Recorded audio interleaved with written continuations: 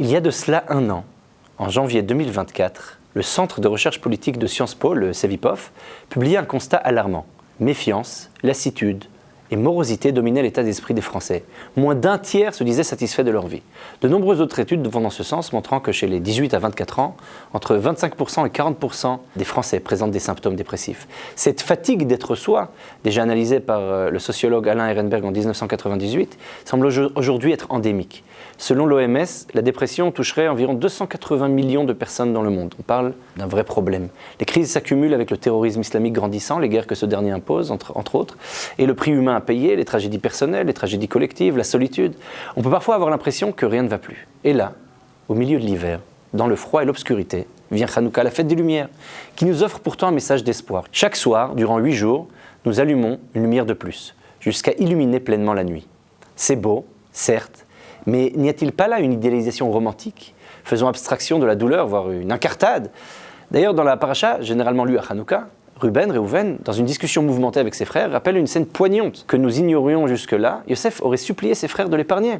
Réhouven exprime son sentiment de culpabilité à ses frères en disant « Nous avons vu son désespoir lorsqu'il nous criait de grâce et nous sommes demeurés sourds. » C'est en Bereshit 42, 21. Ce passage nous interpelle directement. Entendons-nous les cris de détresse autour de nous? Une femme, un jour, m'a confié qu'allumer les bougies de Hanouka lui causait une immense douleur, car cela lui rappelait sa solitude. Elle pleurait des heures, envahie par des pensées sombres, mais elle n'est pas seule, et c'est pour ça qu'on en parle ici maintenant. J'aimerais soulever ici un point important que beaucoup ne savent pas. Dans les textes rabbiniques aussi, on trouve des récits sur la souffrance humaine, surtout à Hanouka, ce temps d'hiver qui n'est pas toujours évident. Le Rav Israël Shapira de Grodjisk, qui a traversé des épreuves terribles, étant notamment orphelin de ses 2 parents dès son plus jeune âge, pour finalement être horriblement assassiné par les nazis à Treblinka en 1942, racontait une histoire marquante dans son livre Binat Israël, qu'on peut traduire par la sagesse d'Israël, où il donne plein de conseils. Une personne en dépression à Hanouka, ainsi le raconte-t-il, était venue voir son arrière-arrière-grand-père, le Rav Avraham Yoshua Eshel d'Apta, vers la fin des années 1780, complètement désespéré.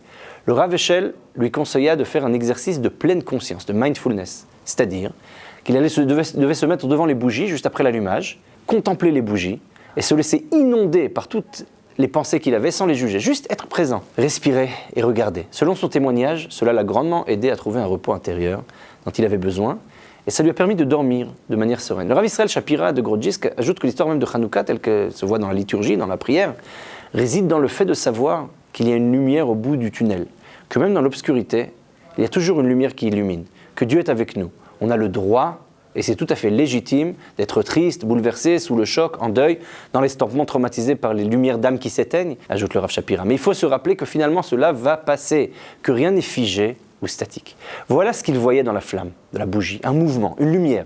Seul Dieu est éternel, le reste est en mouvement. Notre consolation dans l'histoire de Hanouka, dit le Rav Shapira de Grodjisk, c'est de savoir que finalement le bien l'emportera sur le mal, qu'à un moment ou à un autre, on verra les choses différemment. Il faut s'en rappeler. C'est cela que cette fête nous invite à faire. Elle nous invite à allumer des lumières autour de nous, à voir et à entendre ceux qui souffrent. Puisse Hanouka nous rappeler qu'il y a toujours un espoir, même dans les moments les plus sombres. Hanouka Sameach.